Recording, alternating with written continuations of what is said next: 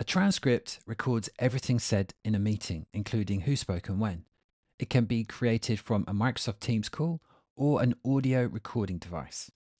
The transcript can be saved as a Microsoft Word file and used by Copilot to summarize the conversation. I have two transcripts here, one from an interview in January and another from March, and these are both Word files. Now, I'd like to merge these together and summarize them, and then have Copilot help me decide what the next steps should be to help the individual seeking care and support.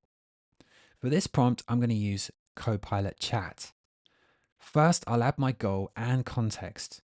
I'll write, create 4 paragraphs I can use to add to a care and support assessment for an individual seeking care and support called Sarah. Then I'll add my sources, which are my transcripts in Word. Use the latest transcript saved as a Microsoft Word file and include this one, which is another conversation I've had in the past.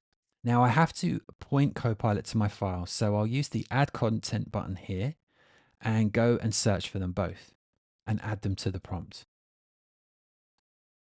Then I'll add my expectations or how I want the prompt results to look. I'll say, for each paragraph, include areas of concern that I should be aware of and make recommendations on what the next steps should be to help the individual seeking care and support. Use simple language with a professional tone.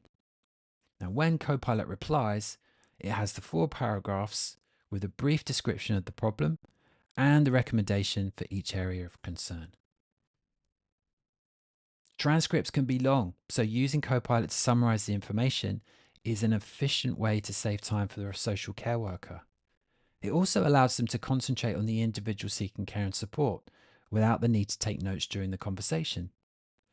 For care workers conducting lots of conversations each week that require note taking, Copilot can shorten the process of documenting them and support their decision making by recommending next steps.